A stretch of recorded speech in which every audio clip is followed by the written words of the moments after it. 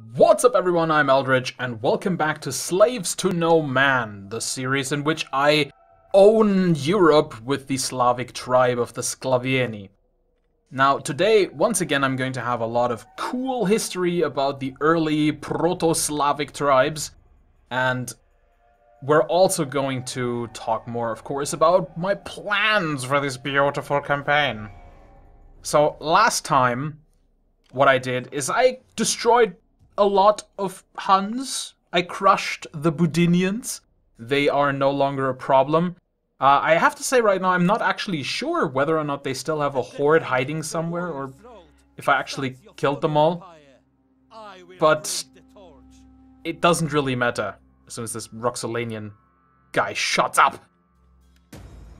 So the Roxolanians want war. That's totally fine by me. I spent some time in between these two videos bringing territory would spread the cost, as well as putting your troops to good use. Shut up, advisor. I spent some time bringing my armies back to my two cities to restock and, retrain and all that good stuff. And now I am trying to put my conquest plans into action. And I'm going to start by taking Olbia and the other town that belongs to that province. Now, the real issue with this is taking all of Sarmatia Europica is that it's a huge, or Europea, sorry, is that it is a huge province. It is a ridiculously big province. And Olbia and the other town are really easy to defend, sort of, because they're very close together. They're both naval towns, so your army can even just embark and move to the other town relatively quickly. But they are both very far away from Gelenus, which is the town that I started. And so it is a little bit difficult to really keep this entire province, especially because the eastern end of this province is so close to all of the Hunnic sources, right? That's where all the Huns are coming from. And it's very difficult for me to actually defend this while I'm also trying to move further west. So in the end, I will have to abandon Gelenus. At some point, I might have to maybe have it taken over by separatists. Just, force a rebellion, basically. And just let them have it and just ignore it. And simply secure my borders around Olbia and Gerenechus, or however that one is called. Still, just juggling some troops around, making sure that both of my armies have a little bit of fighting strength in them. And then we march further south. Now, the reason I'm not going further northwest is that I don't really like that area. The problem with the Sklaveni starting point is that two of the territories in your northern province are actually desolate. So if you wanted to take that entire province, you would have to resettle two territories. And that is possible, but it's a huge... it swallows an immense amount of resources and money. And it is just simpler to go for the southern province. And I gotta be honest, I don't really want the northern province because my stated goal is to take over the Balkans, and the north won't get me to the Balkans. So I decided to make my way into the territories owned by the Garthunians, I think they are called. A Germanic tribe, as it were. And I'm bringing my armies close together, so that, and the Roxolanians have been destroyed, so I'm not even that worried about them being at war with me. And would you look at that, the Gruthungians are actually the Germanic tribe of the day. And they are right in front of me with their army, which is pretty good for me, because if I can now actually attack them and destroy them, that would be very, very, very beneficial for me. But before we do anything, I really want a trade agreement with the Venetians. I have a trade route that I can have with them, and just extra money is great. And it's going to improve my relations with the Venetians, which are the third Slavic faction. And I just want to be friends with all the Slavs. Because, we added the Slavs. Slavs are great. So the best thing about these guys is that they are pretty weak now because they just fought against the Roxolanians. And so I'm just going to be a horrible, horrible opportunist and make absolute use of this and just crush their main army while they are weakened. And is also their king, so I'm not just going to get rid of their strongest army, I'm also going to get rid of their king at the same time. And he has sadly RNG run into this corner and is not, well, getting very far. And so we reach him with our troops and the battle begins. Just panning over the Germanic troops that we will be facing. And today, in terms of history, I want to start with how the beginning of the Proto-Slavonic tribes. So I already mentioned in the first video that the term of the Sklaveni comes from when they first sort of came onto the scene during the migration period. And that is definitely the case. It was the early 6th century AD that the Slavic tribes first made their way into the Balkans. And it was mostly the Sklaveni who ended up conquering most of the territories there. There was also the Antians and the Venethi. Now, it has to be remembered that this was written from the perspective of the Byzantine Empire. So not everything can be trusted because it was, you know, basically written by the Slavs' enemies. And so to them, it didn't really matter what tribes fought where and had, you know, what hierarchy and loyalties. To them, they just classified it into 3 distinct tribal sort of groups, and that was that. And thus it is not so easy to just say, yeah, the Sklaveni were this, and the Antians were this, and so on and so forth. That really isn't a thing. By the way, really cool looking troops here. These are the Slavic spearmen, the first upgrade of the spear troops for the Slavic tribes. And they look fantastic with their nice bronzen breast armor and the helmets. They're very, very good as well. They are probably some of the best first upgraded spearmen in the game. But yeah, so because all of this was written by the Byzantine Empire, there are a lot of sort of inaccuracies. And one of those is that the Byzantine Empire, or the historian who wrote for the Byzantine Empire, of course, kind of asserted that these Slavic tribes worshipped one god, name of Perun, the god of lightning. You know, he was the god of lightning and weather and the sky, and they say that was their only god. Now, I am going to say that's bullshit.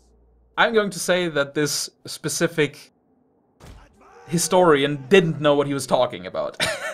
I know that's very, you know, brash of me to say, but every single report about the Slavic tribes from later in history definitely says that they are polytheists.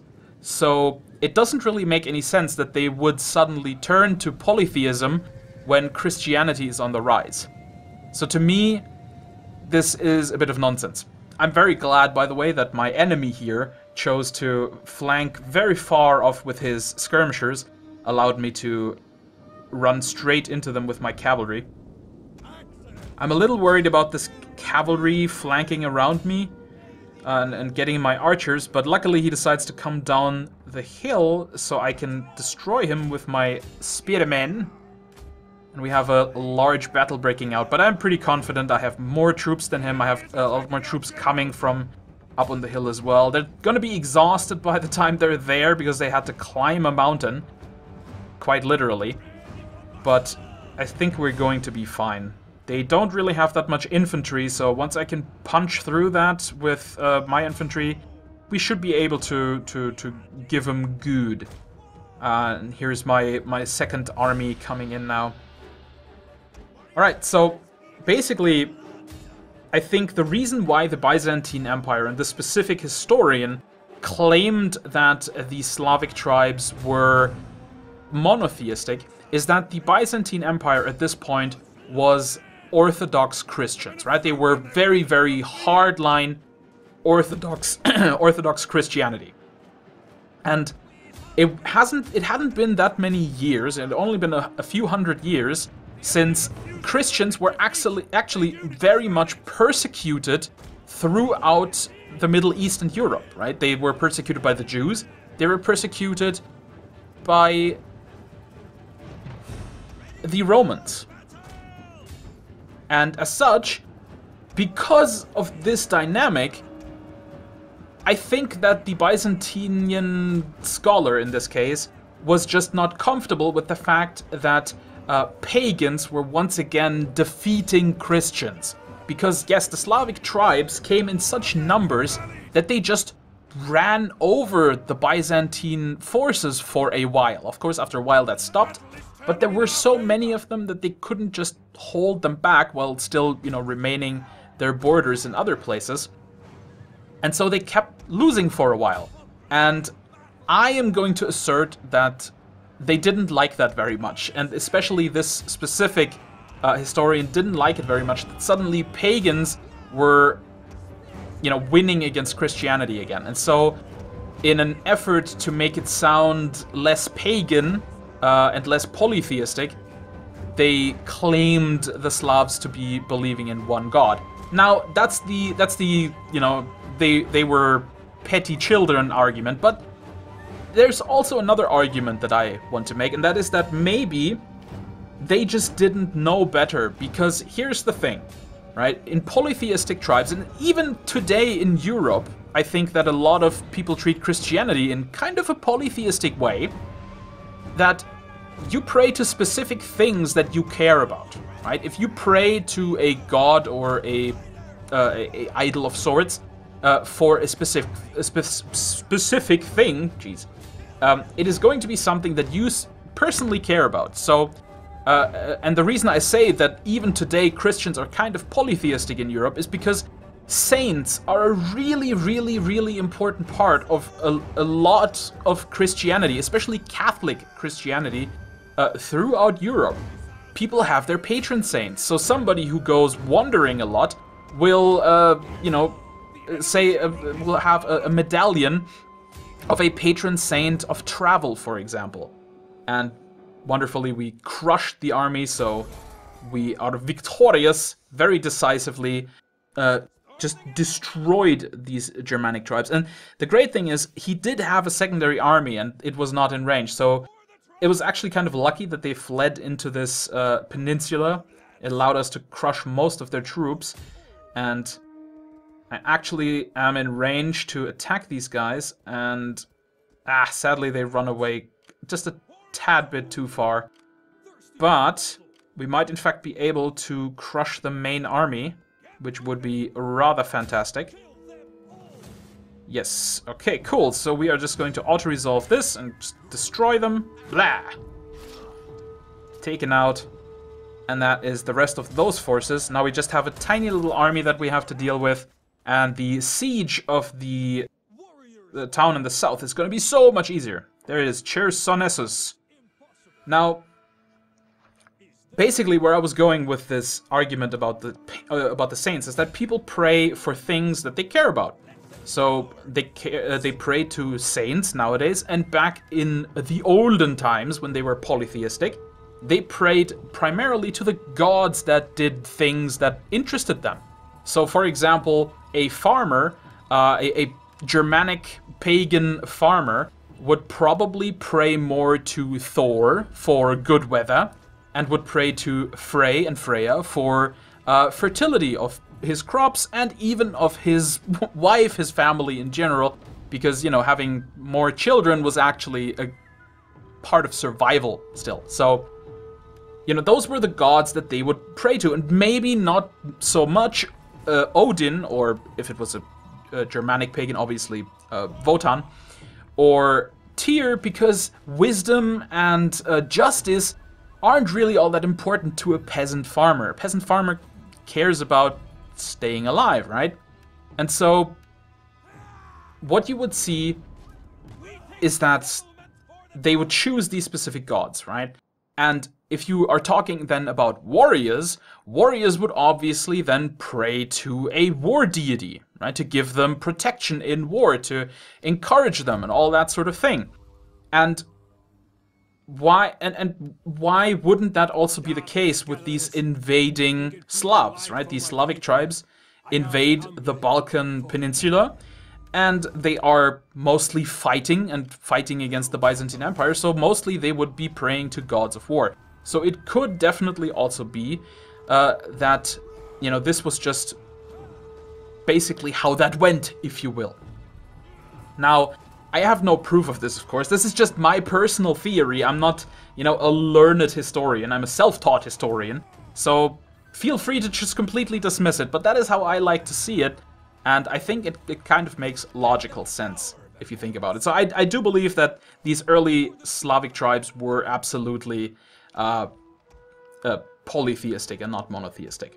Now, with this siege, I had to do a little bit of building of lots of siege equipment. I want more siege equipment here because I have some wounded troops, and I'm really going to need to be in that town as quickly as possible, especially because he has a fleet sitting in there as well. So the fleet is going to add to his defenses, and that's going to make it much harder for me to actually win the battle. My chances are pretty good, I would say, but obviously stuff can go wrong once the battle has started. So I'd rather be safe than sorry. It's not worth trying to starve them out, because they actually have supplies for another 9 turns, so it would take 10 for them to take any attrition. Now the great thing is, his fleet just left to defend Olbia against the Anteans, who also came down here to help or take over this territory. So perfect opportunity for me to actually start this siege, because now there are less troops defending it. So even though I'm still building my rams, I'm just going to abandon that project and just going to go straight at it with just ladders and siege towers. Now this specific town is actually a bit of a pain in the butt to take, because the side that is most beneficial to attack from, this one that I'm already deployed on, it's a rather narrow side. There's not a lot of space. But the problem is I can't really go to the center, because then he will have much more coverage from all of his towers, and towers are just a complete pain in the dick. They are going to rip your troops apart, and it's just annoying. It's just annoying losing extra men from these silly towers. So I want to try and attack from this side, and I have to hope that I can get my reserves in sensibly, because they are rather far away, because they're spawning in the north of the town. So we'll have to see how this works out. I'm going to send as many of my troops against the wall, and of course I'm going to start out with just sending all the troops with ladders and the siege towers, so that we can start setting them up. I'm sure to lose at least 1 or 2 of these ladders, because he has quite a few archer units, and if they just fire flame arrows, then, well, actually I think regular arrows can do the trick as well. So definitely I'm gonna lose probably at least 1 or 2 of these ladders, if not more. And so it was a good idea to have 2 sets of ladders built. Gives me 8. That should definitely leave some left over once he's done killing a bunch of stuff. Now, his fleet garrison, interestingly enough, is trying to outflank me. I'm not sure exactly what he's trying to do there, but I'm just going to crush them with my cavalry and my commander unit. Now there come my reinforcements. Hopefully I'm not going to need them, because they are very hurt, most of them, so I'd rather just keep them safe in the back. I mean, you can see it's not really all that many men. I did finagle it around with the troop composition so that I had all the full health units to attack with. He's doing actually a pretty decent defense of it. He set up his archers on the wall and has some axemen there as well. But in general, I'm not too worried. I think actually this is not going to be that difficult to take down. This flanking force, I don't think he should have done that. I think this is a bit of a waste, because by the time he actually lands these troops, they're just going to get slaughtered. 1 unit of spearmen and my axeman commander unit is easily going to kill his swordsman raider unit. And my cavalry can do some damage on those archers in the boat. And hopefully, by the time they land, they're just gonna get, just gonna get destroyed. And if he doesn't want to land, that's fine too. Then I can just retreat and don't really have to deal with him. But there, the first archers die already, and still can't quite attack him because the animation for disembarking always takes a little bit longer. But there we go. Now we're gonna crush ya. And I just lost my first ladders, so. That's a bit of a bummer, but I also have 1 set of ladders already up against the wall with my axemen. I'm not a huge fan of my axemen going up first. They're probably gonna die pretty pitifully, but I will just have to live with that. The other axemen are in the siege towers, and that is definitely a good position for them to be.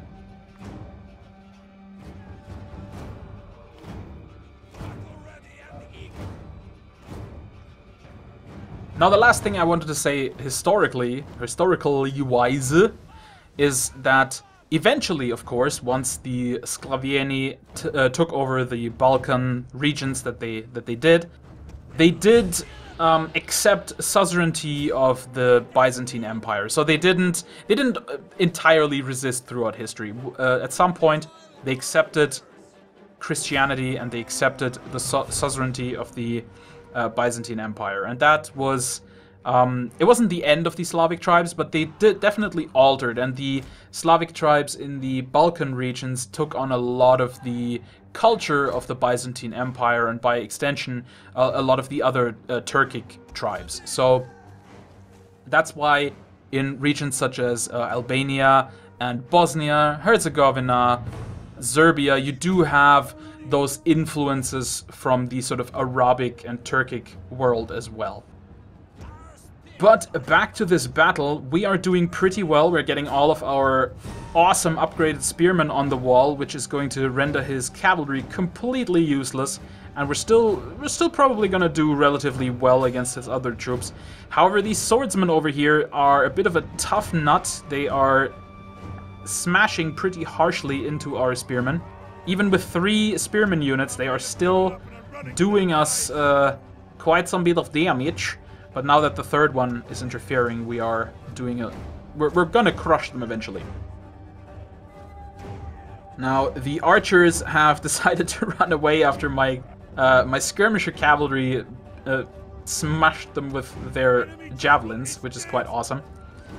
And we killed the enemy general, actually kind of by accident. I mean, if you look at that, the enemy general unit has pretty much full strength. So one of the first guys we killed is the general, which is not something that happens all too often. So a bit lucky there. It's going to mean reduced morale for all of the defenders, of course, but because they are inside a enclosed city, they of course have much higher morale than normal. Because of this, I'm going to decide to bring down this tower on the left, because it's still shooting, it's still destroying stuff, and I would much rather just get rid of it a bit more, see that I can hopefully, you know, lower the damage that all my troops are taking here. Battle is nicely turning in our favor, as the narrator just said, with most of their units decimated and a few of them already routing quite savagely.